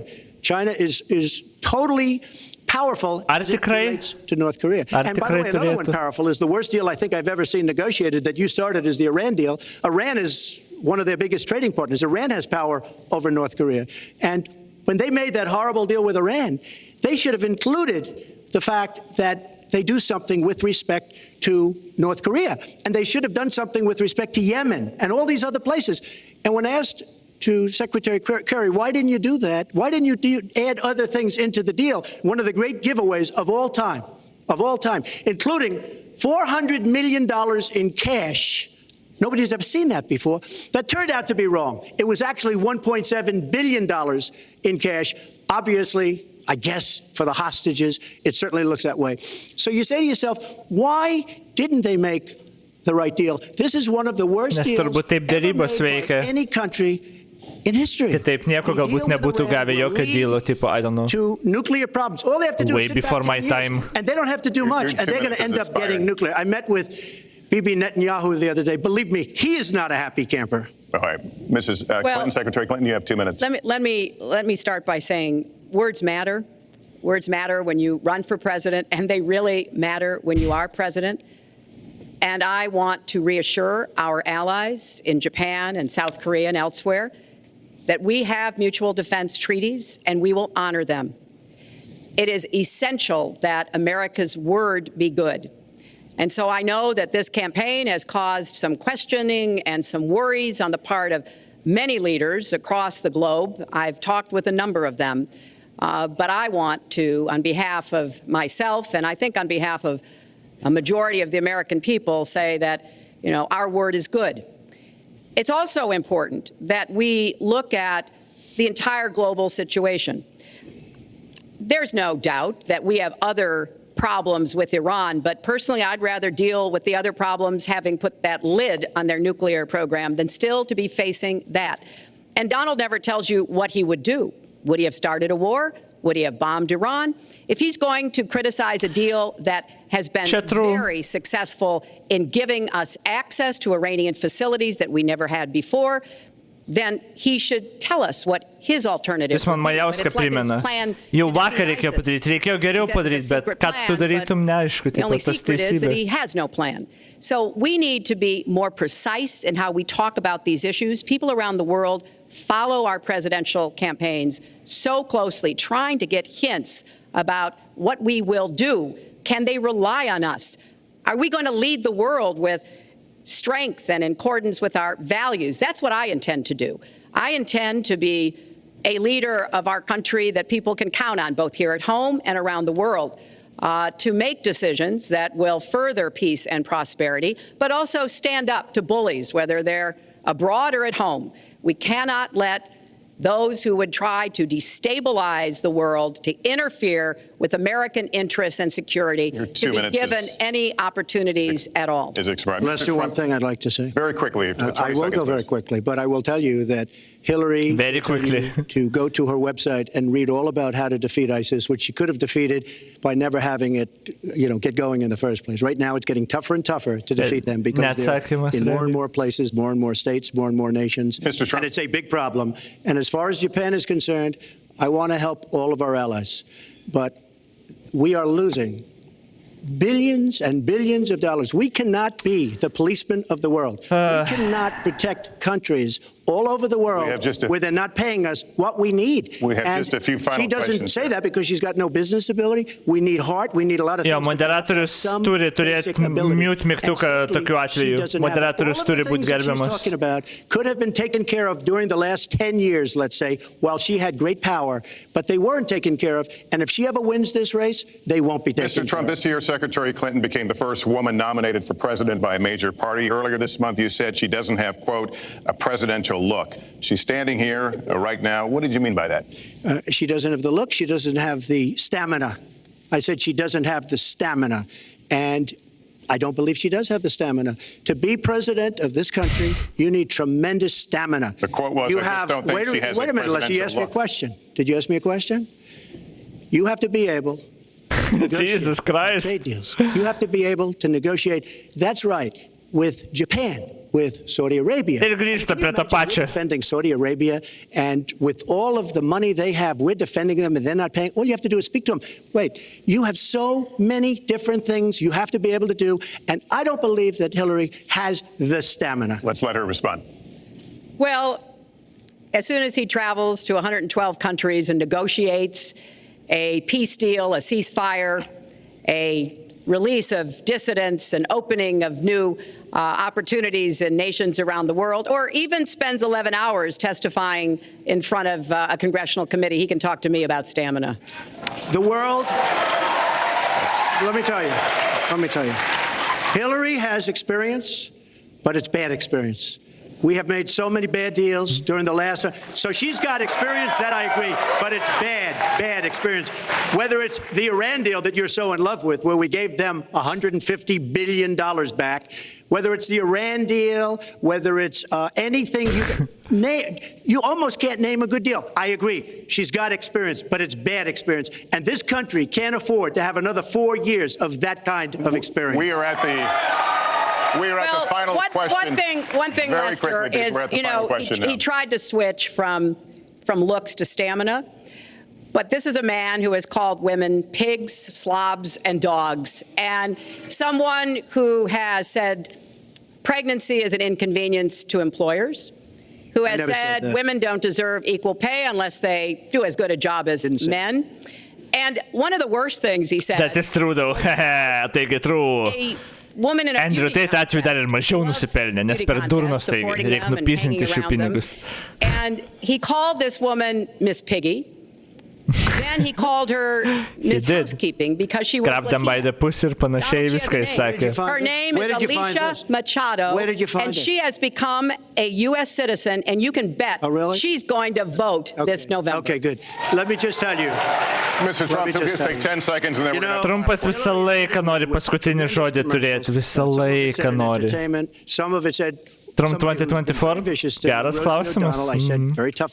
Arba kalėjimas, arba prezidentas, neaišku. Nobody feels sorry for her.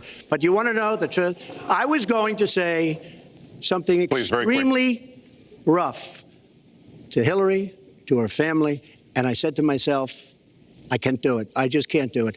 It's inappropriate.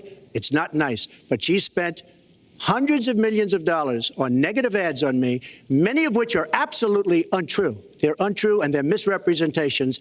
And I will tell you this, Lester, it's not nice, and I don't deserve that. But it's certainly not a nice thing that she's done. It's hundreds of millions of ads, and the only gratifying thing is I saw the polls come in today, and with all of that money, over $200 million is spent, and I'm either winning or tied. Moderatorius useless. Practically nothing. One of you will not win this election. So my final question to you tonight, are you willing to accept the outcome as the will of the voters? Secretary Clinton? Well, I support our democracy. And sometimes you win, sometimes you lose. But I certainly will support the outcome of this election. And I know Donald's trying very hard to plant doubts about it, but I hope the people out there understand this election's really up to you. It's not about us so much as it is about you and your families and the kind of country and future you want. So I sure hope you will get out and vote as though your future depended on it, because I think it does. Mr. Trump, very quickly, the same question. Will you accept the outcome as the will of the voters? I want to make America great again. We are a nation Here we go. seriously troubled. We're losing our jobs. People are pouring into our country. The other day, we were deporting 800 people, and perhaps they passed the wrong button, they pressed the wrong button, or perhaps, worse than that, it was corruption. But these people that we were going to deport for good reason ended up becoming citizens. And it was 800, and now it turns out it might be 1,800, and they don't even know. Will you accept Look, the outcome here's of the the story. election? I want to make America great again. I'm going to be able to do it. I don't believe Hillary will. The answer is, if she wins, I will absolutely support her. All right. Do it for us. That concludes our debate for this evening. Damn. Jo, kai kurie klausimai biškai heated, moderatorius koks useless buvo visam šitam pokalbiui, visiškai nenaudingas. Reikia kažkokį mute mygtuką reikėjo ar dar kažką, nežinau, čia tragedija buvo. Bet jo, įdomu. Ir jo, Hillary surinko daugiau balsų, bet pralošė rinkimus. Colleges. Ok. Na jo, bet ateinančiais čia klausimas, blėt, Bidenas, tipo, sėdintis prezidentas dažniausiai turi gan gerą lydą. Ir Bideno approvalai nėra tokie blogi, kaip galėtų būti iš tikro. Bet, blėt, jis toks senas. Ir, nežinau, jeigu Trumpas rantų, man atrodo, Trumpas laimėtų. Klausimas visų dabar yra, ar Trumpas ranins. Nes Republikonų partija ten desantį kaip ir gal mėgsta, bet dabar paaiškėjo, kad nelabai, 27% procentais vis dar atsilieka nuo Trumpo. I don't know, ten pamatysime, kaip bus. Bet jo, demokratai, ką, Bidenas vėl? Tipo, I don't know.